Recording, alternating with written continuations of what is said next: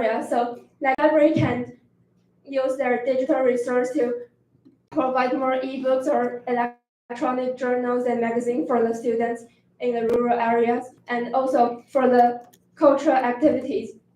The rural areas can provide more digital exhibitions and online speech or digital presentations of plays that's with the digital resource. So the students in rural area can receive equal like some educational activities with the urban students. With this solution, it could make up the problems that the lack of physical resources for the rural students. And the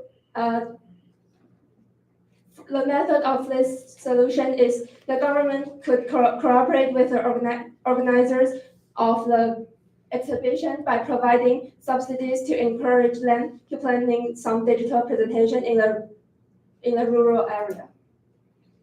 And with this solution, the government can narrowing the urban and rural gap in education and also increase the social class mobility and cater to the sustainable development goals, the number for by the United Nations. Thank you.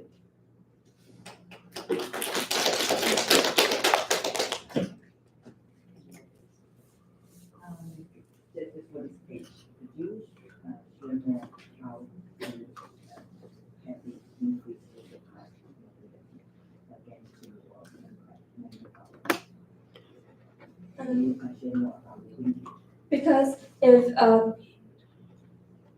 Because when the students in rural areas have received more educational chance, and they could have maybe got a higher their future will be brighter than if they didn't receive some education. And with a higher education, they could change their social class with their higher education. So one more question. Can you go back to the library? So do you mean that build the library No, actually, I mean that because the number of book in the library in rural isn't that much, so maybe it could like just provide a system with the ebooks. So maybe because ebooks didn't need a very huge place to store, so with equip this ebook system, maybe the library the library didn't need a very big place, but can provide more books than before. So in terms of your data about the phone network, there are 83% lack of support. Yes. So maybe we need to know about how to solve the problem.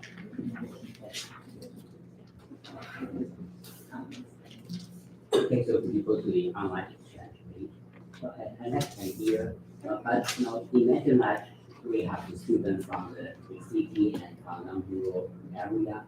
Why do those that build the access to that communicate with people in the very? I think with this like activities, it could also make the like government policy that want the students have multiple perceptions, and also in this activities not only rural students can have a broader perspective, but also the urban area students, because yes, actually I have just yes, I would join this activity. Yeah, assume you say the network or networking is like internet connection, right? Yes. Okay, just wondering, it's because they can't afford or because internet connection providers usually is the private sector, so they need to consider the profit. So those people in the countryside, they can't receive those services because they can't afford it, or just because the company don't cover, the coverage is not good enough. I think the main problem is that because the company think that if they put some, if they, the company didn't think that their revenue in the rural area is good enough for them to go there. So the government might provide some subsidies for for those companies for them to have a motivation to enlarge their coverage. So if you are interested to increase this kind of coverage, can you provide some methodology, say, for example, the government can subsidize the company or something to help with that? Can you repeat? That's right. If you need to provide, because you say you want to increase the coverage, I mean, how the government can do? Because I think that increase the coverage plan policy is it's already have that, the government already have that policy, but I think it's not that effective because it's not that effective because it's not that effective for the government isn't that effective. So maybe we should increase our effect. Thank you.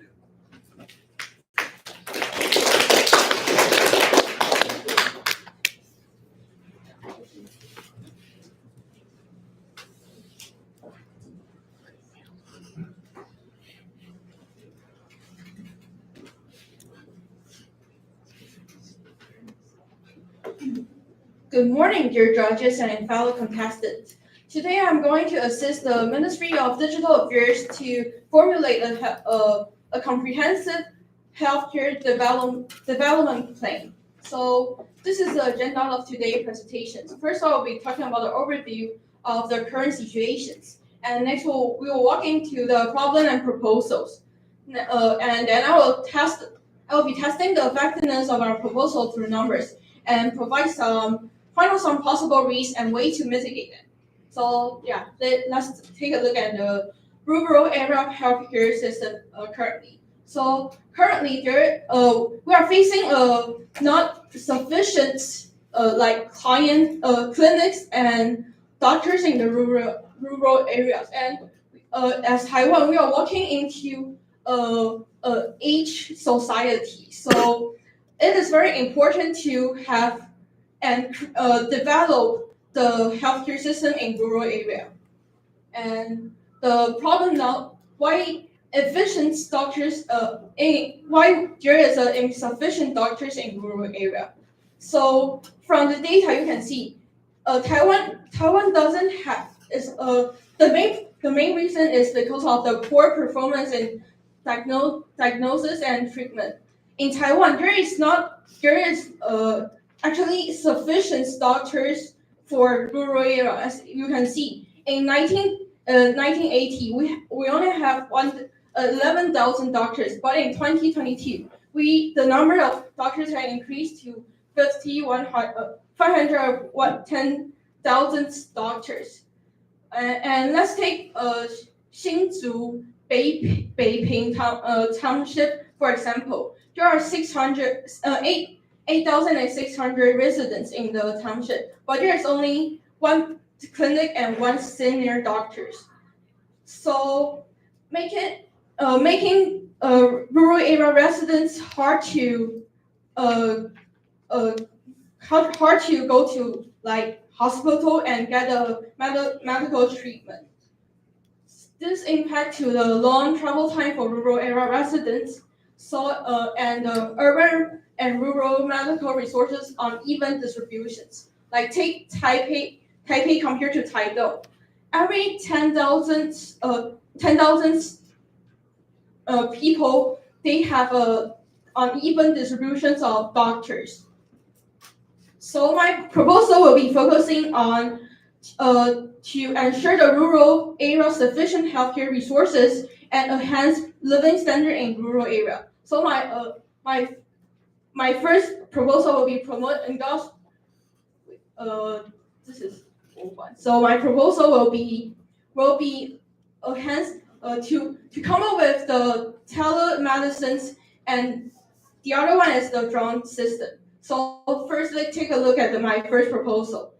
Currently, we have Far East Telecom 5G remote diagnosis and treatment service for rural area. But the problem is they need to adopt the cloud subscription pay by volume.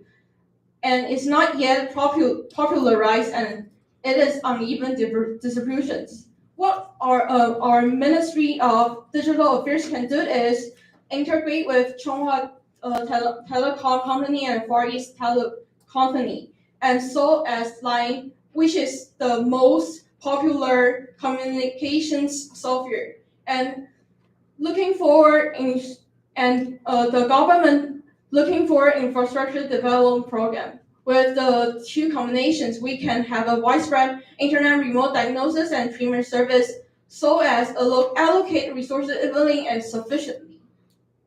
So how it works? We take Japan as an example. They have have their partnership with Line. So people in the rural area can have their reservations of telemedicines online. So the advantage of the function is they can report the numbers of medical visits on the day and analyze the reasons for medical treatment on the day. For example, the journey of the patient is having a fever or vomit, and they can regularly remind patients to take medications like this graph. Ministry of Digital Affairs will send a message to remind the patients to time to have medicine. And after you receive this message, you need to press the button when you are done having the medicine. So it will let the Ministry of Digital Affairs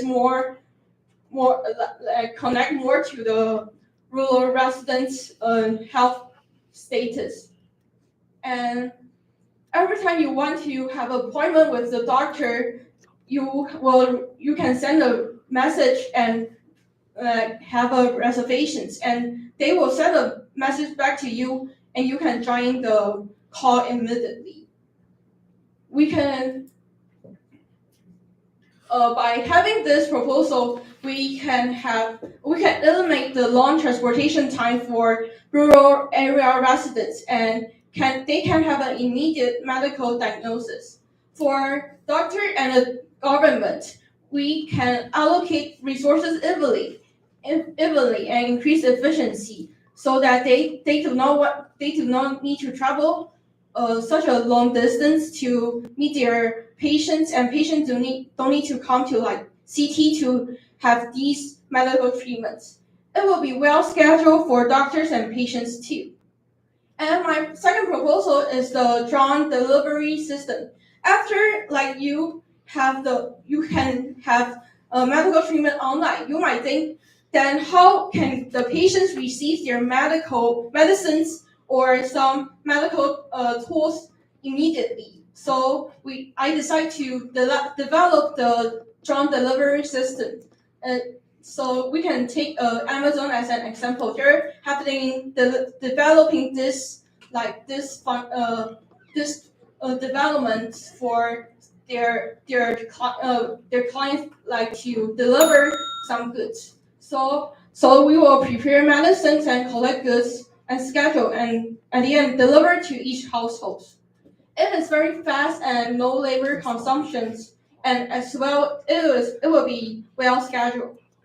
So the cost of my proposal basically will be allocating the forward-looking research and development program fund. So it will cost 100 million. I will allocate 100 million for my proposal, and 30 million for the second drawn proposals. And this is the benefit and schedule. What we aim to to have people reaching 100 internet penetration rate. So this is the possible risk. The higher risk will be information security concerns. Then we will have a regular system maintenance and monitors. Thanks for listening. This is the end of my presentations. So can you go to the slide? I think in the second slide, I maybe there's mention about the aid shortage. Yeah. So what's the Oh, reason? sorry. So this is a template. Sorry. And another thing is, I think the solution you provide actually is the existing technology. And what's the reason you select this technology as the solution of your case? I mean, for example, people maybe say, okay, I can say funding some special ride my motorcycle to deliver the medicine, but you choose the Yeah. So what's the reason you choose this exist? So yeah, like we as the Ministry of Digital Affairs, we aim to create and to create some very innovative and technological solutions. So I think drone will be like in the future we don't need like delivery to carry through your goods. So with drone it is very fast. The first one is very fast, and the second one is no labor consumptions. It will like it will be very it will it will cost you less, and then it will be very well scheduled. Like you can have all the data on the internet, so you don't need to think of like the time is not enough, and you will and when it is well scheduled, the patients and doctors will know what time will the medicine be delivered to your house, and yeah. Okay, also wondering because some of the solutions for me it's not very related to is whether you are in the countryside or the urban area. Because for example, the reminder to take the medicine, I would like to use a service like this one if I live in Taipei. So why do you think it is especially help for people live in the rural area? For example, like the example we have, remind the patient to take the medicine. Yeah, so some residents living in the rural area, they are very like old age, so they might have the traditional mindset that they are not trust with the Western medical systems. So like if we have those online like message, we can remind them to have this. So it will like we will be more secure that our patients in rural area have already taken or received medical treatment. So can you go to the marketing, please? So the study is reasonable, but I guess it is for the how much you can pay, right? Not for each hospital. Yeah. So do you consider variable cost, for example, in your hospital and any other small hospital in the system? Or they really pay free for all hospitals? No, I think some if first in the first row, like we are going to expand our collaborating clinics or hospitals. The period of time will be free, like a free period of like collaborations. And but if this system really do well in the future, then we will have some cost they need to defer. Yeah. I would like to know how you will encourage that. Yeah. So like first of all, for the doctor, it is very convenience. They don't need to travel like some doctors need to travel all the way to the rural area to help the patients. So with this telemedicine, they can save a lot of time and as well scheduled. This is very important. Like they might have 100 patients every day, but if they are well scheduled, they can know the time.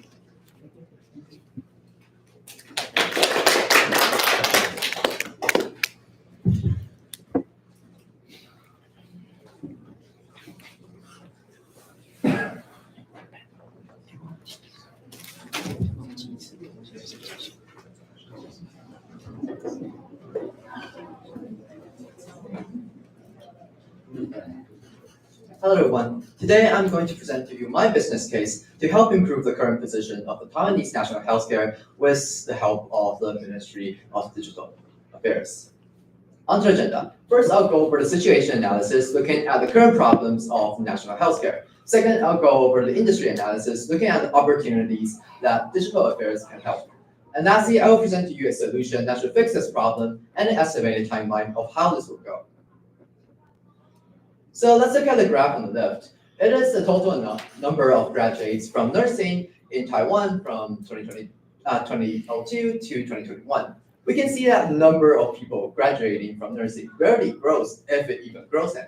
However, on the graph on the right is the total number of people accessing the emergency room in Taiwan from 1995 to 2016. We can see that it is steadily growing, yet the amount of people actually graduating from nursing that can help the doctors is not. We know that Taiwan has actually been an age society since 2018, and it's actually expected to become a super age society in 2025. And the growing demand for medical service will only grow because older people have more chronic diseases and therefore have higher demands. Yet the supply isn't meeting up to the demands. In fact, according to a research done by the International Council of Nurses, Taiwan is 40% of the quota of nurses that they need from 2030, and yet there's currently a low probability of them meeting the quota by 2030. So the Taiwanese government is currently trying to recruit more nurses by increasing the salary of nurses working in public hospitals. However, is that actually going to fix the problem? Let's look at the graph on the left. It is the dependency ratio of Taiwan. You can see that we are given a lot lower birth rates, and yet we are increasing the average age. Therefore, there's a lot more old people than there are newborns. So in the long run, there's definitely not going to be enough new population of nurses to replace the current ones, and there's going to be an increased need. And let's look at the graph on the right. It is the infographic of the current hospitals located in Taiwan. We can see that there are over 4 times more hospitals in Taipei compared to areas like the southern Taiwan, the eastern Taiwan. Of course, there are more people living in Taipei. However, we have to recognize that first, the ratio is still off, and second, there are currently more people moving out of the modern side of the Taiwan to more rural areas. In fact, the Xinyi of Taipei is the district that got the most immigrants from moving out of the city.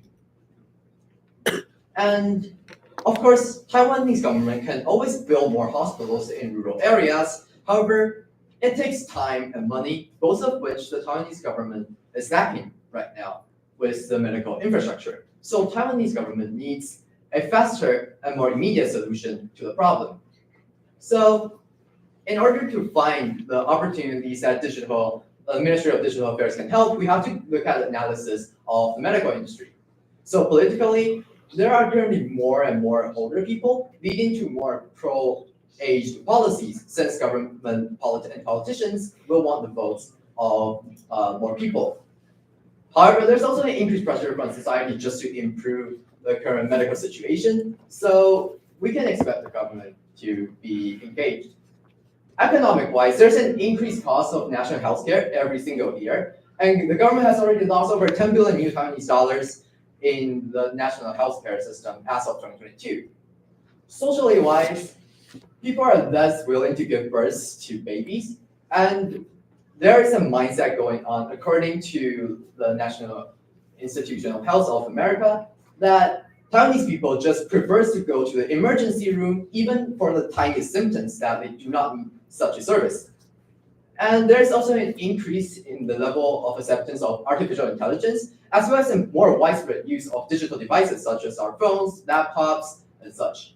Technology-wise, the first traditional Chinese AI model has been created by MediaTek, called the Breeze 7B.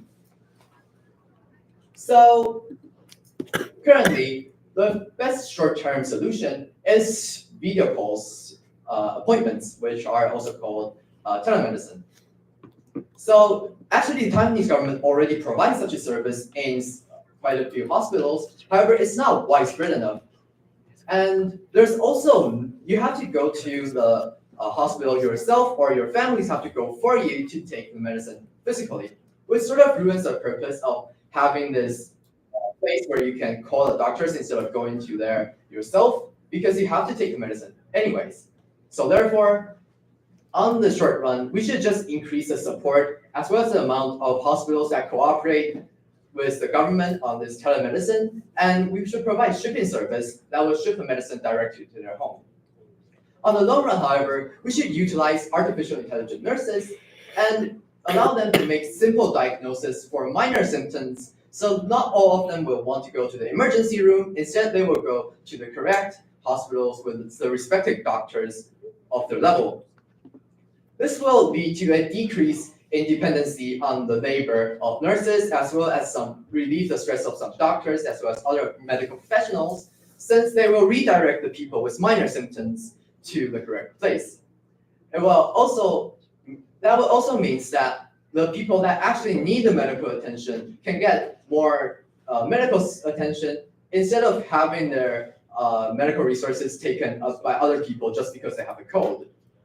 That also leads to a decreased cost in the national healthcare system, because artificial intelligence has been proven to be a lot cheaper than actual labor. The risk regarding this strategy, however, is that the older population might not be conformed to the new technology, and incorrect diagnosis might be made by artificial intelligence, raising debates. However, we have to understand that people tend to prefer more convenient things. So we expect that even though older generations might not be too keen to use the telemedicine method, because it is just way more convenient, we believe that in the long run, they will still be encouraged to use the service. As for the incorrect diagnosis of artificial intelligence, it can be mitigated using more data training as well as testing. We will also disallow the artificial intelligence to make diagnosis on anything that it has not been trained on or is not proficient on. And we also have to recognize that humans make mistakes too. In some diseases, as of 2024, AI can already make more accurate diagnosis compared to humans. So in the future, they will actually be more accurate than actual human doctors. Let's look at the estimated timeline. So first one, during 2024 to 2023, we will have this time where we are implementing the video call appointments and at the same time developing the AI nurses, both in hospitals where the patients that go to physical hospitals and talk and ask them questions, and online where you can just have a simple diagnosis online. And in 2030 and beyond, we will implement the artificial intelligent nurses. Thank you.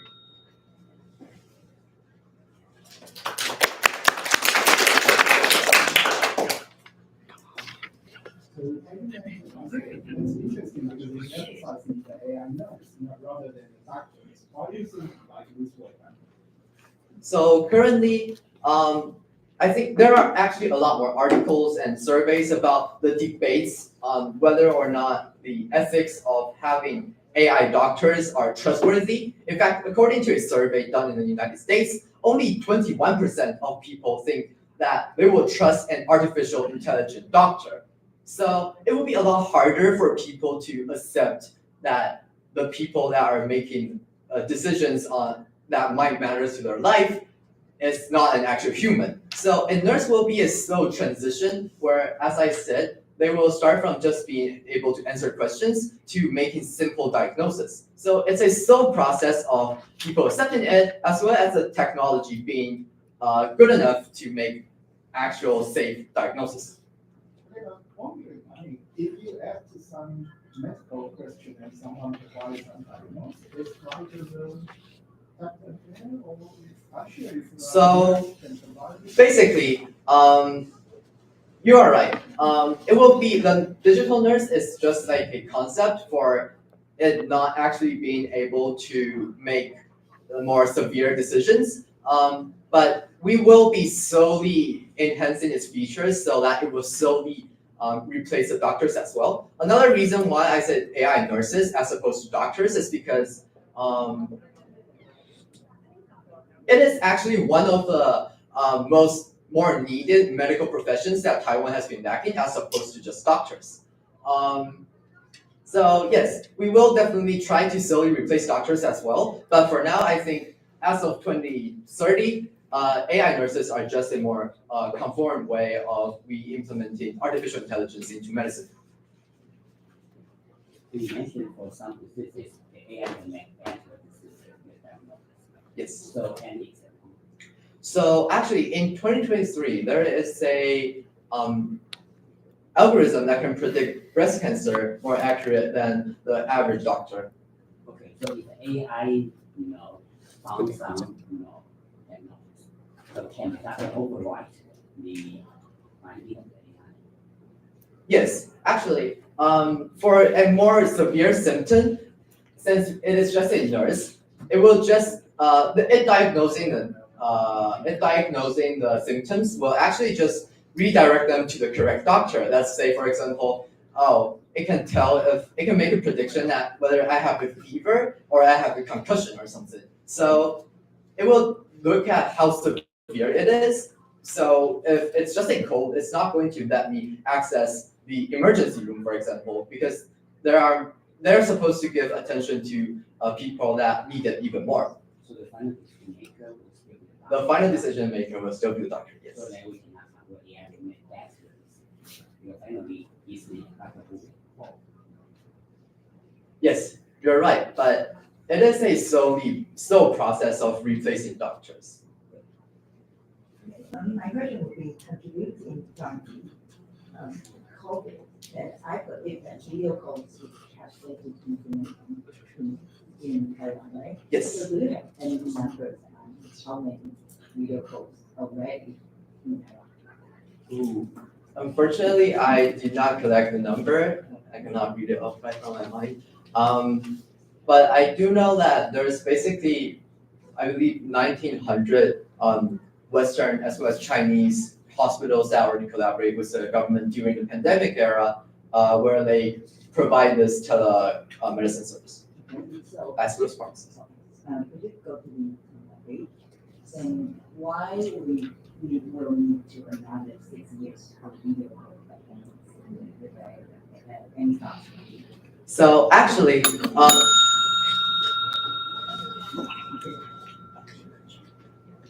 okay, so actually, the video call appointment, I made some changes, minor changes to the appointments, and this is when it will be implemented.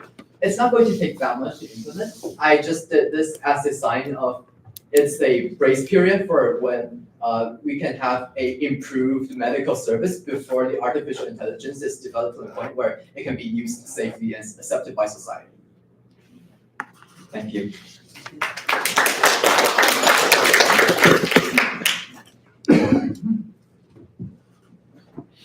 好，我们前6位报告者已经结束他们的报告。那现在的话呢，我们先休息个5分钟。那我们对一下时间，现在时间是1点52分，那我们就在1点57分的时候准时开始我们第7位的报告。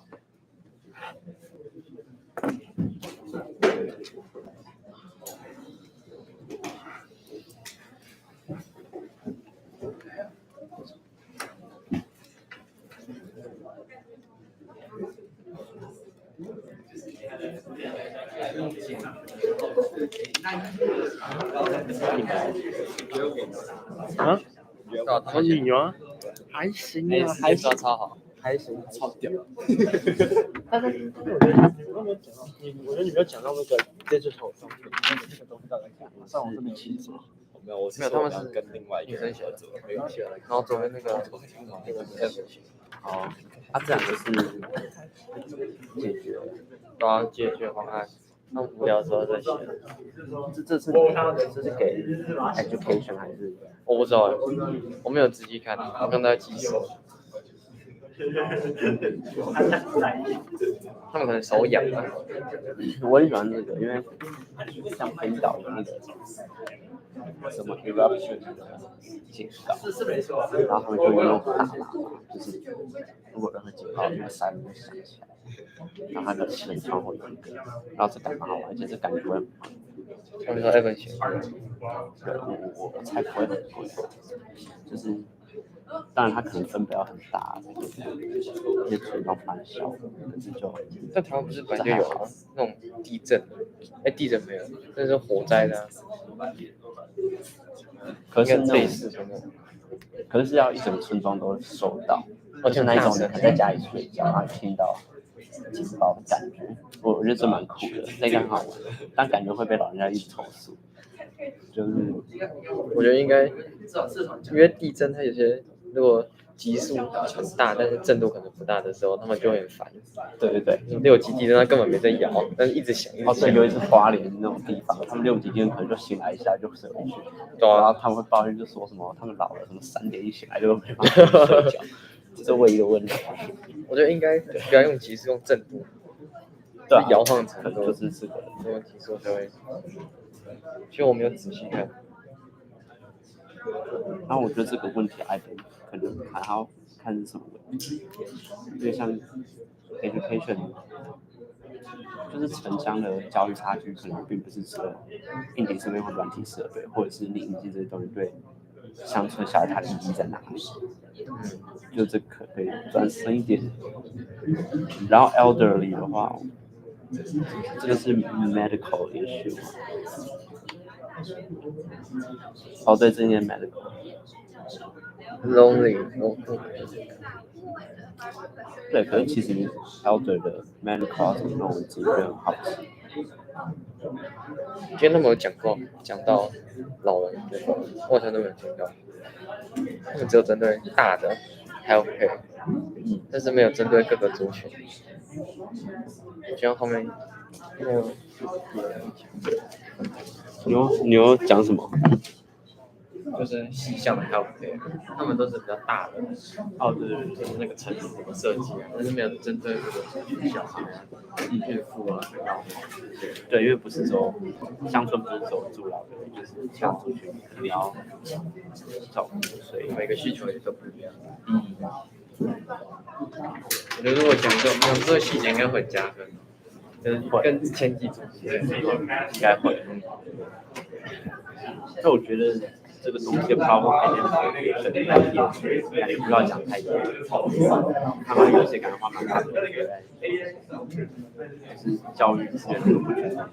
就介绍那个问题，就他们讲蛮多，就还不错的。然后报告是只有几分钟，8分钟。我觉得2分钟，这个东西2分钟，最好1分半就把它讲。而且有些前面一卡的话，后面就整个卡，就整个推到了。很多那种8分钟满的都没有讲完，最后那个结语，他连那个 risk 都还没讲。我觉得时间风真的超难。因为你在上面又要讲，又要感觉那个时间的流逝，对，就很难感受。大家可以看，就大概啊。可是我觉得你就会一直沉浸在你的报告里面，你不会特别注意到你的。Well， 在训练过后才会那种感觉。你们都有训练时间干嘛？你们怎么训练？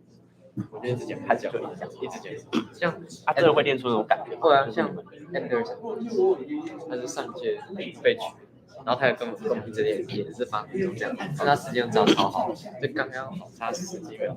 哦，那还不错。对啊，就有些人跟现差很多。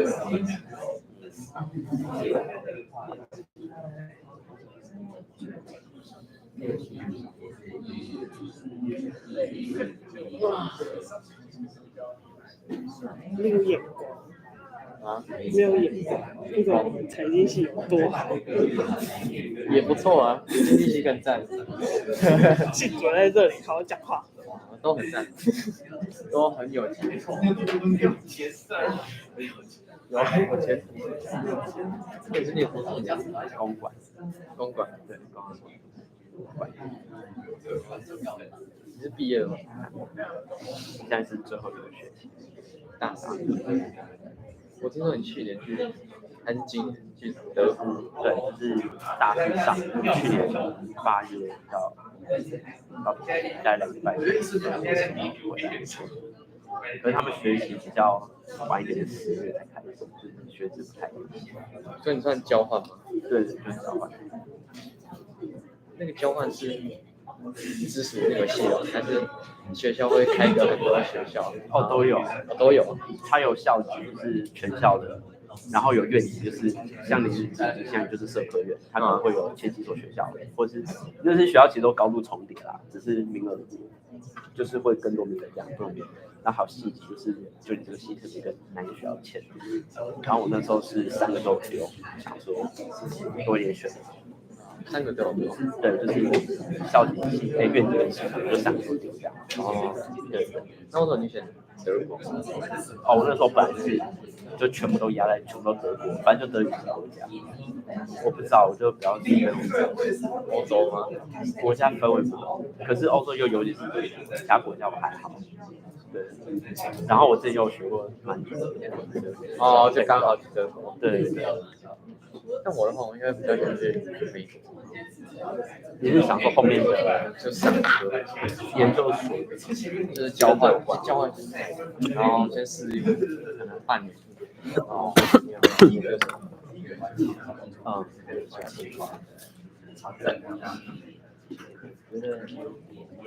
欧洲是只要没有语言问题的话，基本上生活起来都很舒服。美国好，感谢大家配合我们的时间安排。那我们接下来呢要进行第7位的这个发表，谢谢。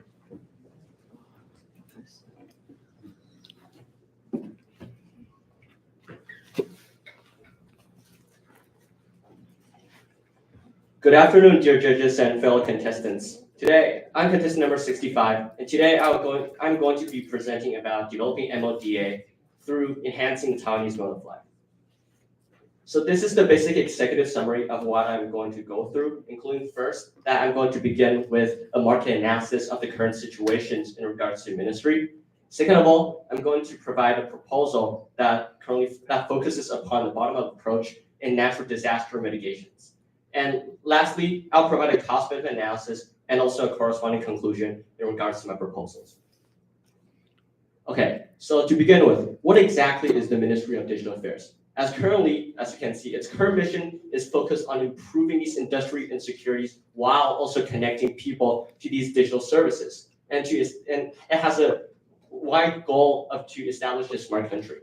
And its current governance budget is around 0.25% of the total government budget, which is around which ranked 14th out of other departments, granting it around 7 billion in total funds. And then its organizational structure is could be outlined by this. It has a coordinating center with a lot of like data application and democracy network agencies and departments below. So in terms of our strategy focus, I'll be focusing on natural disaster, specifically typhoon. Now, why typhoon? So to begin with, as you can see on the graph on the left, that the percentage of in all of the natural disasters that occur in Taiwan, typhoons is one of the most impactful and has the highest magnitude. Specifically, around 76% of all natural disasters are attributed to typhoon-related harms. And also, at the same time, as you can see from the financial damages, that typhoon has a significant amount of financial damage in terms of its Taiwanese agriculture and also at the same time of infrastructure, in which it's an impact multiplier which spills over in terms of the quality of life of not just safety, but also the economic and social prospect of Taiwanese citizens.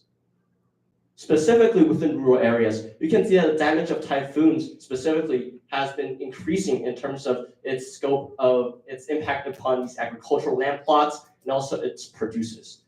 and top damaged counties as outlined are most likely going to be in rural areas. And we attribute them to the main reasons to be that there's the current lack of coordination between these rural counties governments and also in the central government, which we believe that digitalization is the key to enhance the linkage and connection between the two. And the second graph, as you can see, is that basically the impact on livestock, where you can see that essentially through these two graphs of not only agriculture, also livestock, essentially the entire mode of life of these rural communities are stripped away simply by a single typhoon. And the current positioning of MODA. So what are its current advantages? As you can see, there's a current growth in these big data disaster prevention methods, in which our current stage is at 2024. There's an exponential growth in terms of its market value, so therefore suggesting that a lot of firms are actually actively addressing in terms of this region. There's also strong backing given that it's government funded and has a greater credibility. And there's also precedent actions in MODA actually regulating these telecoms. And the stakeholders are just the government and the citizens within the rural counties. So the main goal is to utilize its advantage to develop a comprehensive disaster response plan in the rural area until 2035. So the proposal is grassroots movement. So our focus region, as you can see, is relatively in the southern Taiwan, given that the graph on the left, the darker color signifies the rural areas. So therefore it suggests that we're focusing on the southern Taiwan, given that most rural developments are going to happen there. And we classify these into three main steps in terms of mitigation. First is prevention. We'll first establish a local-based system where we basically adopt this enhanced early warning system, which increases the accuracy and timeliness. Given that in the current situation, a lot of rural mountains are currently located on the mountains, so they actually have to have an earlier warning system in comparison. For instance, 1 week before, they need time to evacuate and to fortify their homeland in order to prevent this. So therefore, accuracy and timeliness is key. And which transfer to the federal level or centralized level, where these data will actually be organized by the central government through these received data. And also at the same time, in terms of the local government, in terms of its in the stage of the actual hurricane, when the hurricane actually hits, we'll estimate the total number of, for instance, transportation services that are required, such as boats and number of buses. So the central government can coordinate these easier to coordinate their available resources and to deploy the number of units that's required. In terms of post-crisis, which is the last portion of it, we'll basically use this big data, which is digitalization, to allocate these post-crisis funds and estimate approximate the loss of these typhoon disasters, which will also lead into a future prospect in post-crisis of the central government is bright water, which is a geoengineering approach that can actually physically prevent typhoons. So what is the role of MODA in all of this strategy? So to begin with, from the current base year of 2024 and until 2028, these MODA will collaborate with local governments to establish these data centers that's required, and also offer subsidies for these private companies. Given that they're innovative and profit-driven, they'll comparatively develop a better digital center in terms of its response management center, such as early warning system. They'll also beta test throughout the entire 4-year process, where it will attempt to link these rural government data systems to these central governments. And then from 2024 to 2030, in the year of 2030, it will be an official adoption of these big data, early warning systems, and other applications where it can actually officially utilize in the disaster response within the rural area. And they'll also, MODA will actually coordinate with these local resource center to enhance their, essentially complete their construction of the local resource center. And lastly, there will be essentially a data storage to initiate and track to not only estimate the degree of success, but also to feed into data models for these big data to provide, for instance, a better solution or a greater data in terms of its accuracy and timeliness. And lastly, at the year of 2035, these model analysis will eventually evaluate these success rates and also adjust and further implement. And lastly is the geoengineering approach, which will be paired with these other companies to develop these plans. So in terms of the cost benefit, we estimate that there's a net benefit of at least 9 billion, with 28% of greater value creation given its current fund of 7 billion, where main cost is going to be data centers, big data system, and geoengineering. In terms of the benefits, there will not only be benefits in terms of disaster prevention, but also an estimated loss of around 11.8 billion, which eventually allows us to enhance the quality of life. So in conclusion, not only that we can leverage the current rapid development of these, like for instance, big data applications in natural disaster prevention, we can also enhance the centralized coordination between these rural communities and the central government, which allows MLDA to actually become the new mode of increasing rural quality of life through mitigating these natural disaster responses. Thanks for listening.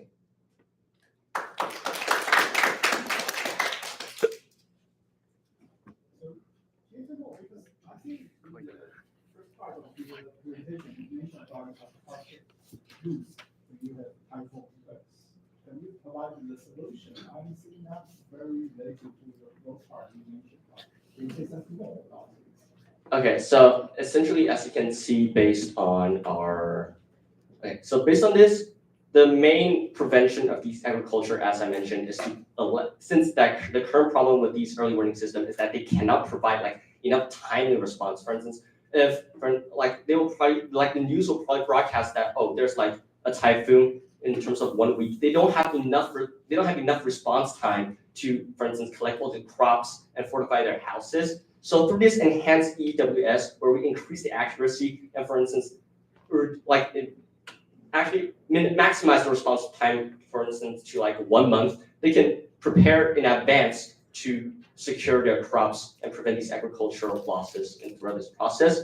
And we also have a post-crisis mitigation where we can actually allocate those funds to help them to restore those revenues, specifically in terms of these rural areas. For the post-crisis fund, I can't understand that. Again, I'm not expert about the regular focusing, but I think from a week to a month to predict the Taiwanese economy is not reasonable. And another thing is, I will say the lack of the labor probably is the most important issue. If I'm going to Taiwanese economy, I'm going to get all my crops there in the field, but I don't have enough labor. I was assume that's the most important issue. Yeah, so in terms of the response stage where we estimate the total amount, for instance, transportations and all these labor and all these aid needed to require to help those rural communities, we can essentially use this central government to send these labor efficiently to those areas dispatch, because currently during the crisis moments, there's general lack of organization and communication between the rural local governments and the central government in regards to, for instance, how many personnel they may need and all those stuff, because it's just very hard to define the impact and scope of it. So therefore, through big data, we can essentially more accurately pinpoint the exact personnel needed to efficiently allocate them and disperse across with a given amount of labor. You could go timeline. So as I know, most of the things you mentioned here has been applied, and you can use data to forecast the typhoon path or resource allocation. So what's the novelty? Okay, so essentially novelty is to not only just predict the location and time, it can also simultaneously, for instance, provide some local response strategies, and also it can also provide these sort of for instance, it can estimate how many resources, how many personnel exactly needs to be deployed to exact systems, not only just pure typhoon prevention. It can develop a comprehensive plan to combat typhoon at every stage and every timeline, given. And one more for the same as the about the post-crisis funding. So who will provide the funding? Only by government, or you need to have funding from private sector like banking? It will primarily be funded by the central government, because the current problem identified is that there's lack of rural governance and these government, because these rural governments can effectively communicate how much exact fund they might need and how exactly they're going to allocate it for all of the people at the same time. They don't exactly know which area is the most stressed or not. So therefore, this is the place where we use big data to apply to it for the central government to know how much funding they have to allocate to these local governments to disperse across. I believe the plan from here, and each one of you very huge. But I still feel that till 2028 that we only the cover global base. So is any possible that we do one thing that we could do that for timeline? Okay, so one thing in order to pull over the timeline is essentially offer like a significant of subsidies with this for these private companies with a high stress, make these subsidies as lucrative as possible under a limited time frame. So these companies will feel the stress and need to innovate like these new response systems as soon as possible. And the fact that the model just has to be decent enough to work, given that it's only on a beta test level, there are going to be future improvements. So if we want to minimize the timeline of all these like typhoon crisis management, we can essentially just provide more subsidies.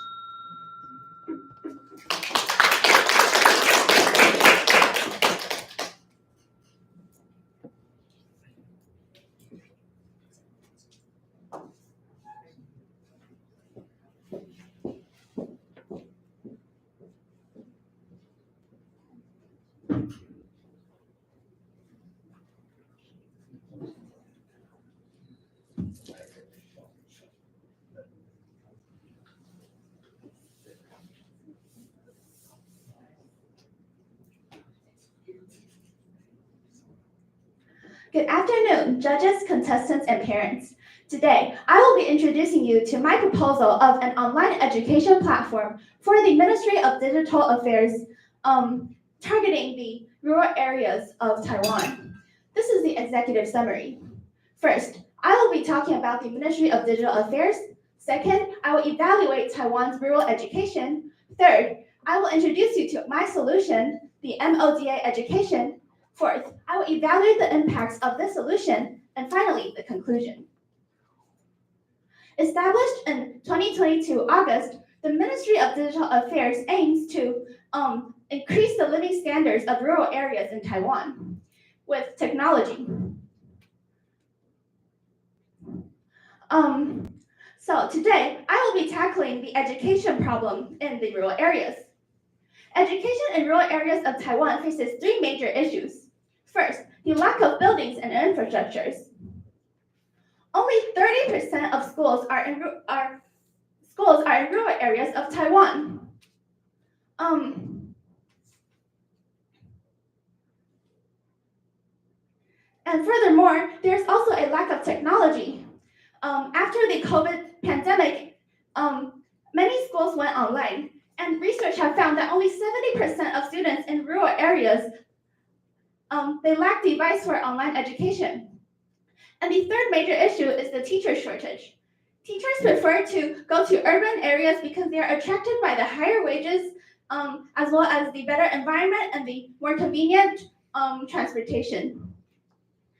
And so I came up with a solution, the MODA education, which is a platform to a comprehensive and free online governmental platform that helps students in the rural areas of Taiwan.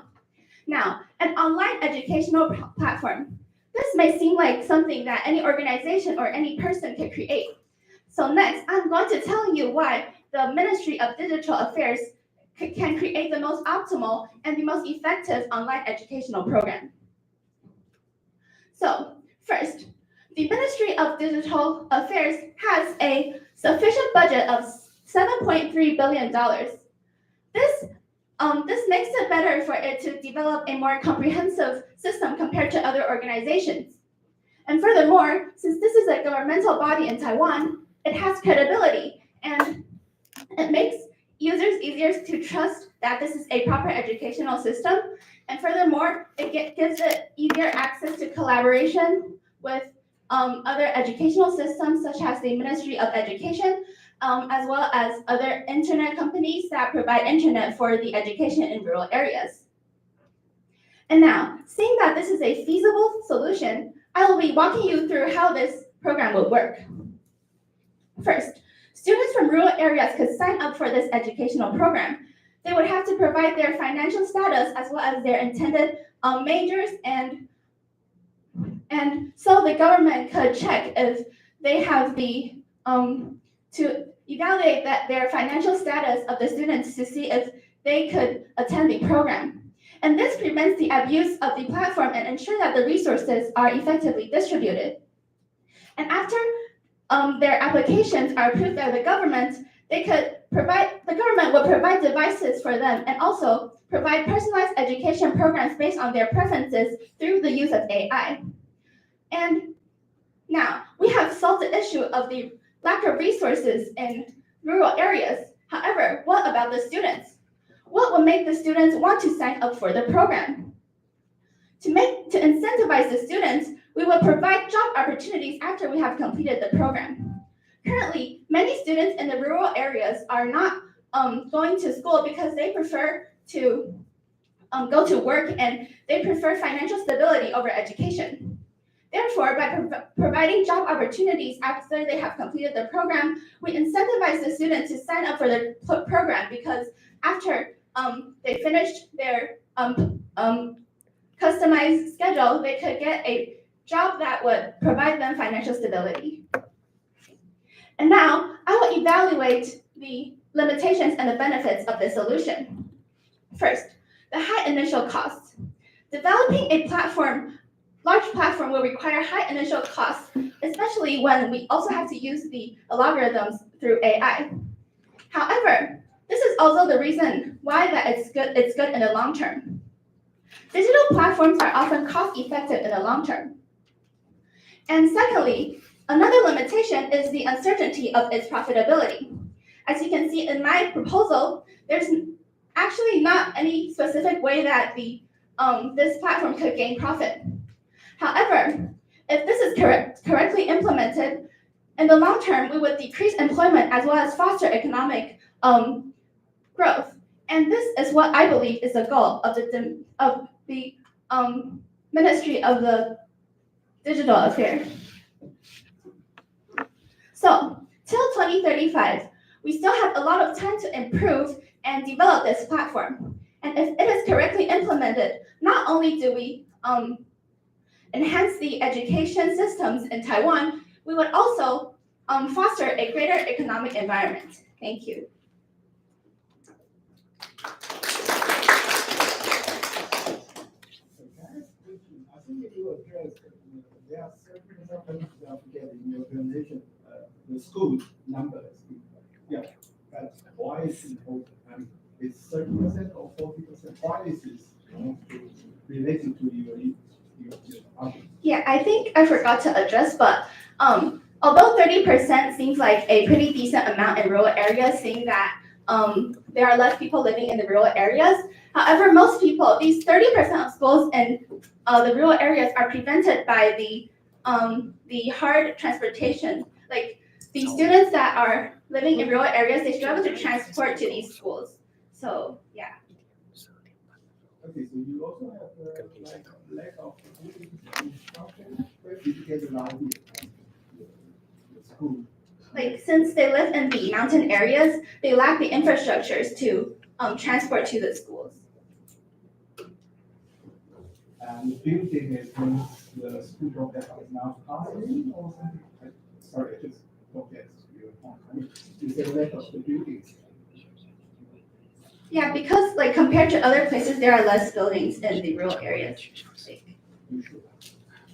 That's fine. Another thing is say the minister of the digital will not have budget constraint. I'm quite wondering, do you suppose say they have enough money to support the project, or so why do you say there is no budget constraint? Because like 7.3 billion is like a really sufficient amount to develop just like a online education platform. So I believe that with this amount of money, not only can it develop this platform, but also like it can still work on other projects.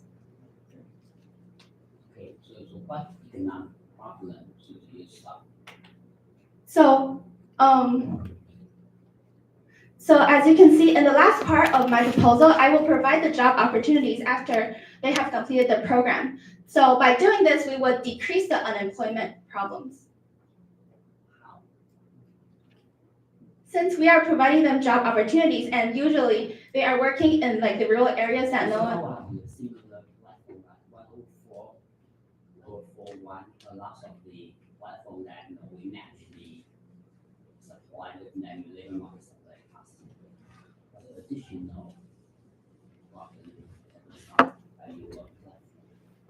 So this main platform is to tackle the issue of education, and the economic benefits are just like what comes with it. Can you help me to apply these your solutions in the Taiwan?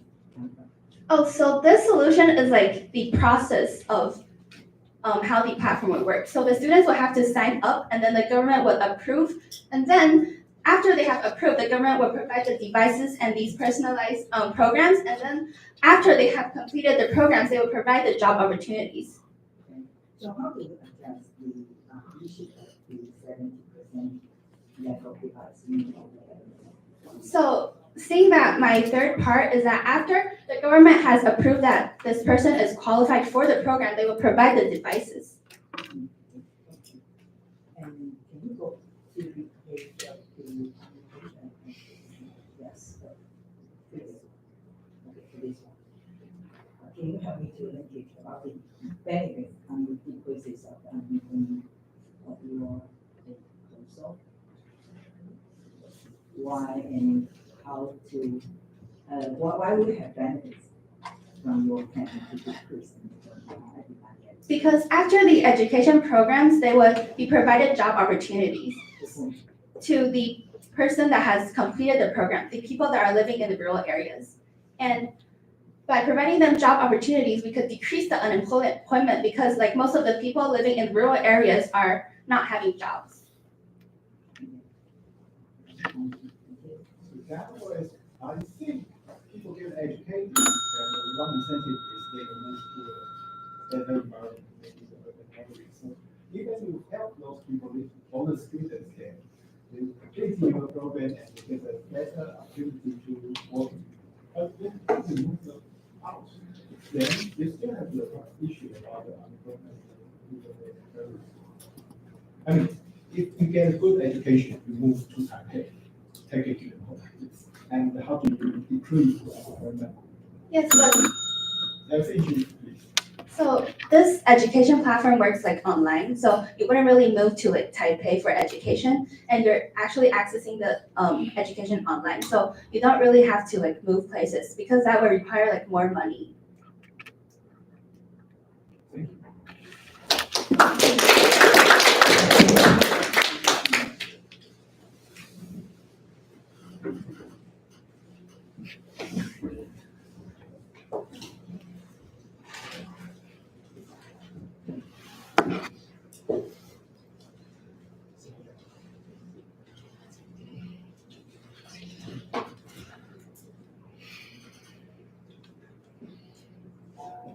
Good afternoon, dear judges. Today, I'm going to present to you how to upgrade rural healthcare with MODA. So, the MODA is established in 2022 with the goal to improve rural healthcare, education, and disaster prevention. And what have they done so far? One is about satellite communication. To collaborate with UK OneWeb to establish full cover of satellite communication in 2022 for Q3. And also, they have also established two goals: improving information exchange between sectors. And what you can see now, they are constructing many on digital infrastructure and hasn't focused on their main goals. So I have those choices. One, disaster prevention. But now they have already established a disaster roaming, and then it can still have the roaming service when the disaster has destroyed some communication system. And also, rural educations, they only have online educations, and they also have private sectors like TFT going for this. But healthcare from here, now they only have online health service and electrical prescribing. And I consider that healthcare will be the one that I want to focus on because it has less resources right now, and no private sector really want to enter it because it has like zero profitability. So what is now the healthcare problems of Taiwan? So you can see it in the graph here. You can see that those health centers are really not that dense in the eastern Taiwan. So what is a rural area? So the population is the population density that is less than 1/5 of average. And also there are 65 rural communities, and also they are losing populations. So with this, you can see the main weakness is the lack of resource. First, it's about the long distance. In average, it costs them at least 1 hour to reach the closest hospital compared to only 5 minutes in Taipei. That means you can even wash and move in Taipei, and you can still be faster than those people in Taiwan. And next is about no equipment, because there are less people in there, no resources. So this is impossible to gain like those professional equipment to really cure those really severe diseases. And also, it's about lack of doctors. In Taipei, for 10K population, it averages 34 doctors. But in Taiwan, it's only 12 doctors. So that means you can it's less than a half. And also, cultural barrier. In those rural communities, they have language barriers between them, so it is more harder for them to convey their diagnosis. So what does those citizens really want? So I consider one to be monetary. They want to make sure that they have good health status without service and not going to the hospital. And also, it's about convenience. They don't want to drive an hour or just walk or have so long distance because they will keep away them to go to the hospital because that's high opportunity cost.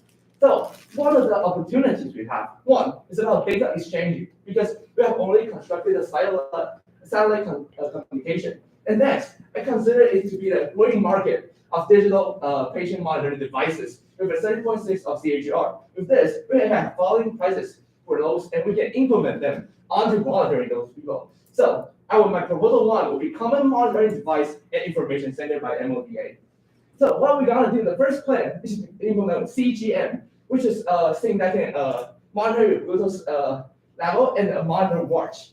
And MODA will now also implement a information center, which is server to collect those data and for doctors to diagnosis. So my process one will be the information server construct. We're constructing a server for receiving those informations. Second will be satellite integrations. Because we have the satellite, so we can if they have the information now, they will send to the satellite and then to the data center. And third will be buying and distributing those devices.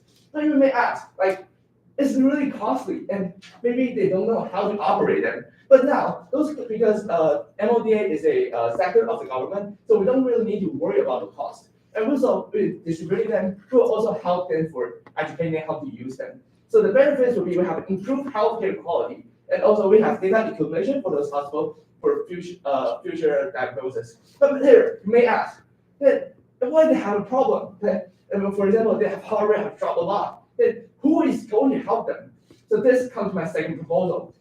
It's about linking the MODA and the cooperation with TRA. So we have full coverage of train in the whole island. And this is the main way of rural transportation in eastern Taiwan. So how about we combine them together with information system, cooperation with TRA, and we have a speed, diagnosis, and cure. So my second proposal will be the train plus information plus healthcare. So how does this actually work? I've ever heard of FIFA.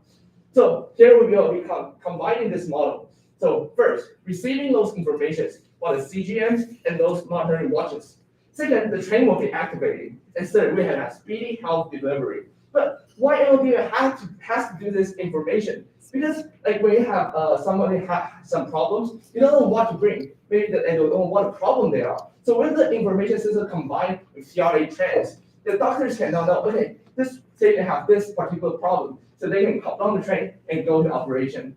So, but you may ask, what are the doctors that want to join this program? So I consider it to be who will force those not force, they can give a choice for those government-sponsored med students to join this program. And also, what are the improvements we have? Now, I mentioned a main problem for them is the convenience. But now, with those train deliveries, we don't have long distance to health services. And third, it's about fast diagnosis by the information system constructed by MODA. But this has also a lot of costs. For example, we have to distribute those CGM and monitoring watches. I estimated them based on now the costs of the market and the numbers of rural citizens to cost around $50 million per year. And the server construction right now will be costing around $12 million also. The total cost will be around $17 million in the first year. Okay, so around the timeline, in 2024, we will start the first part, which is the server construction. In 2026, after we finish the server construction, we will be starting distributing those devices. Because after the servers are constructed, we can finally start planning our trains, how to reach those places. And in 2032, we'll find those equipments to put it on the train to let them to receive those informations. And that's in 2035, the whole operation will start. So it will start from information center, devices, and train operation and integration. So what does MODA how do it benefits the whole society? The MODA would have finally increased healthcare quality with technology, and information centers provide hospital with data for future diagnosis. And for the rural citizens, we improve the convenience of healthcare services, and we can have constant monitoring of them. They don't need to like constantly go to the hospital for 1 hour, 2 hours. For future, rural healthcare secures even with declining population, and nobody really wants to be a doctor in there. And also, similar operation system can also cooperate with other nations to implement, which have similar problems. And I expect MODA can bring that all citizens are equal in abundant healthcare services. Thank you for listening.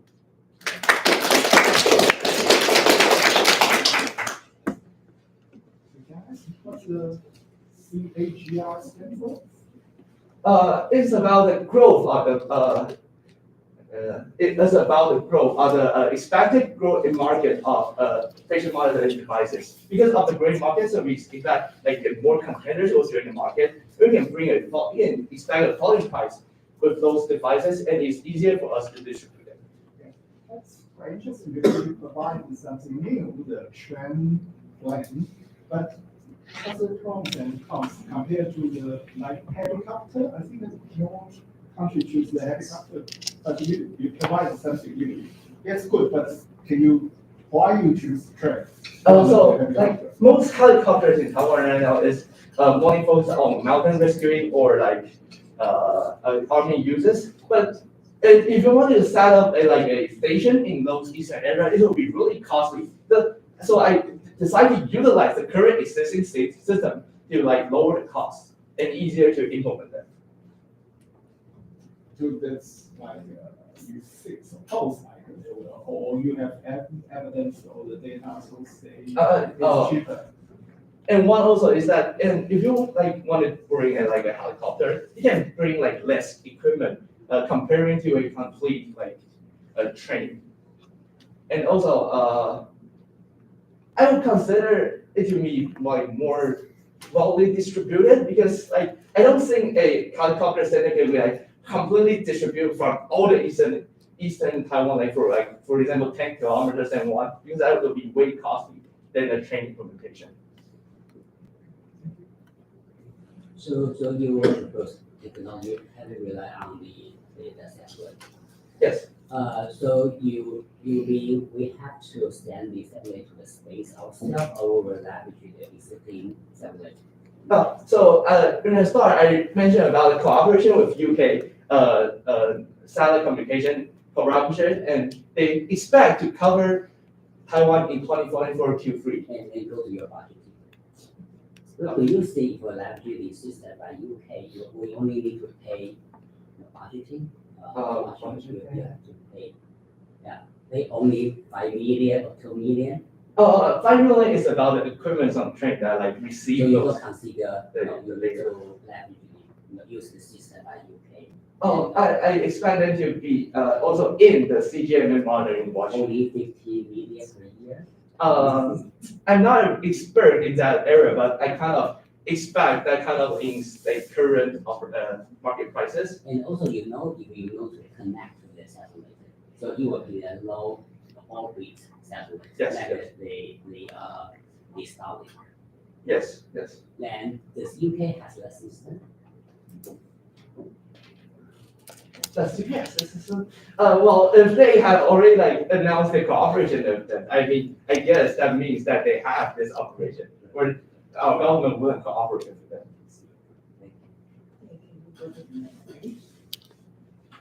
You mentioned about cultural values. Yes. You would elaborate more and again with your solutions in addressing this. This is like one of the disadvantages, but my proposal doesn't really focus on this side. Okay, so any ideas on one to address this? Right now, come out from you. What the disadvantage of the cultural values? How to address for rural areas? For example, if we don't say we have train operation, maybe we can like employ a translator for those like Aboriginal languages on the train. So when they go to those places, we can have like complete and full translation, so we don't have like false diagnosis.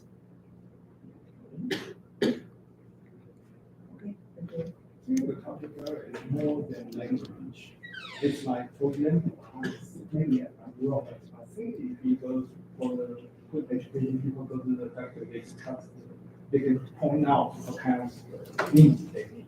But for some people, they probably don't know how to correctly tell their problem is or something like that. So we have the system, which is a CGM plus mother watch. Because I have like attended a healthcare exhibition in Taipei like for a few months ago. So I know that they have like exhibited how good those CGM mother watch can show. They can show now like they can like even extract data from both your heart rates and other things and combine it together. They can like really good tells the doctor what the problem are.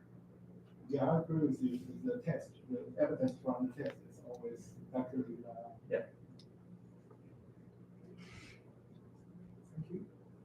Thank you.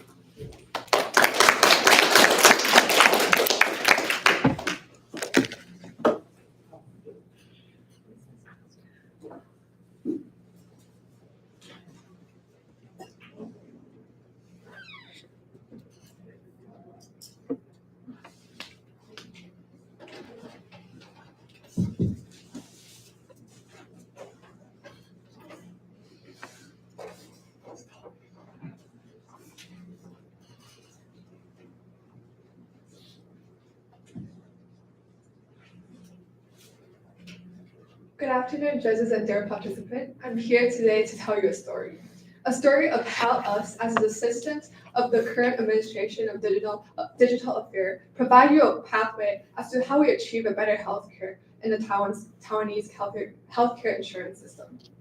Throughout my presentation, I'm first going to provide you analysis on the current health insurance system, then onto the existing problem and how we solve it through our strategy, and lastly onto our costs.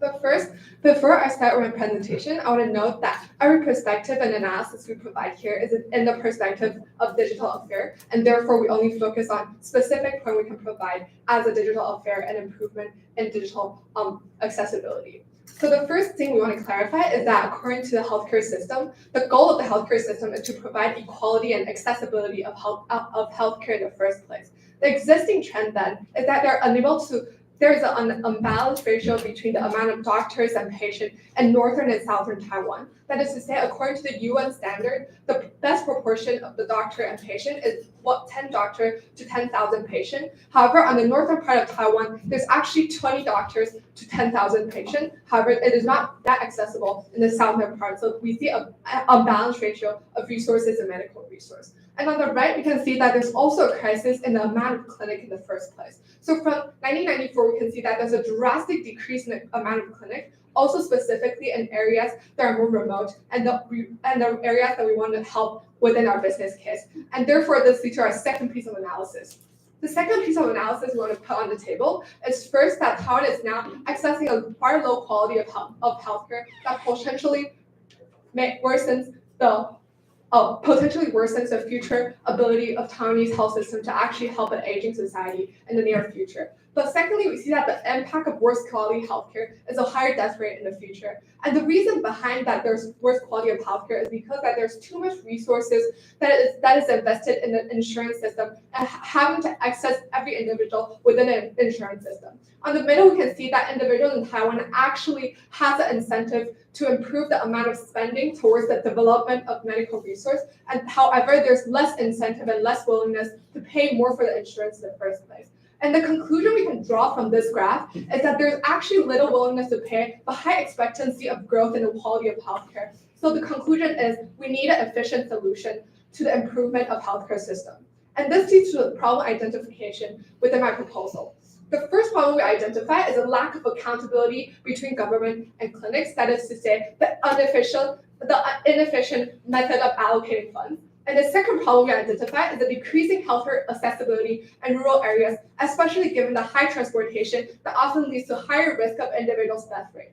So therefore, we developed two strategies according from the problem. The first strategy we developed is increasing an efficiency of insurance through a check and balance system between AI system. And second, an improvement in digital linkage in rural areas through app and in-house monitoring of sensor monitoring. At the end of the day, we hope by our proposal to create a better living standard for those in rural areas, as well as a long-term development in healthcare quality that benefit all within the society.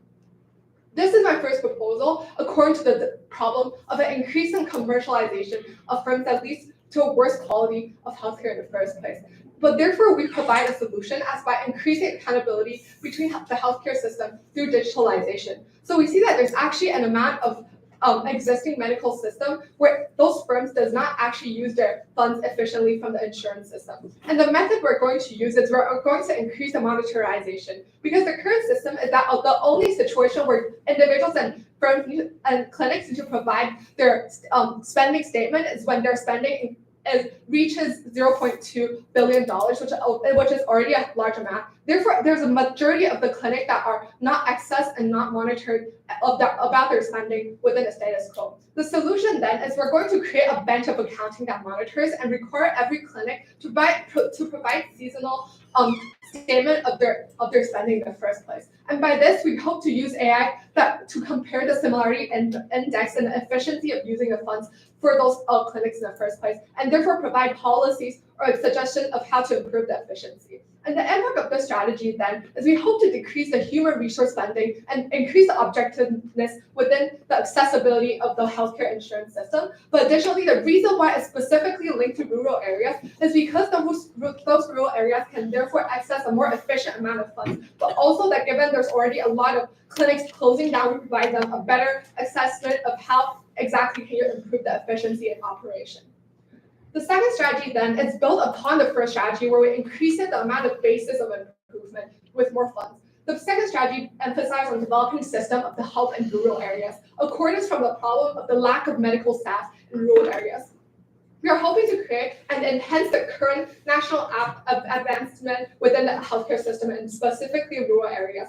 And this includes, for example, meeting for a monthly check using AI system. And this AI system is not that the AI will help access, but the AI will help monitor, for example, your position of your nose, the color of your nose, and therefore provide a better information for the doctor to access if the doctor are unable to see as clear through the video screen. But second, we also hope to create an emergent call system between clinic and hospital. That is to say, even if I'm an individual in rural areas, that I face a very severe medical situation and we need a suggestion from a doctor in Taipei, we then create a system where there can be direct linkage of network between clinics in southern part of Taiwan and northern part of Taiwan. But lastly, we also hope to increase the online reservation for the clinics and hospitals that potentially increases the efficiency. But at the end of the day, the impact of this part of strategy is we hope to increase the efficiency of healthcare and minimize the risk through a faster operation of getting better suggestion from the characters we want, who are the ones who have more resources in part of northern Taiwan. The second part of the strategy then is according to the problem of that some elders have less access to digital information. They don't have, for example, digital phones that they can access through the app we previously mentioned. We directly cater to their need by providing emergency system for elders within their housing. So first, we're going to create a motion detector within the house that is also highly locked in within the database of the country, so it won't create a certain amount of risk and safety. But additionally, we'll also have an emergency button within the house of those elders to create a monitored case of discomfort. So if the elders necessarily faces discomfort, they can press the button. And therefore, we hope to create automatic call with hospital office or AI to access the emergency level and therefore take further actions. So this is my timeline of how we hope to incorporate the strategy in the first place, of how through the years, we're hoping to increase the amount of accessibility. But lastly, onto the cost of the project, we hope to decrease the amount of cost after 2 years. It's not accounting to the amount of budget given for the part of the country, part of the administration, because we believe that the implementation of AI costs a lot of time compared to the amount of variable costs we have. And in conclusion, we hope to create a better and more desirable change for the healthcare system within Taiwan. Thank you.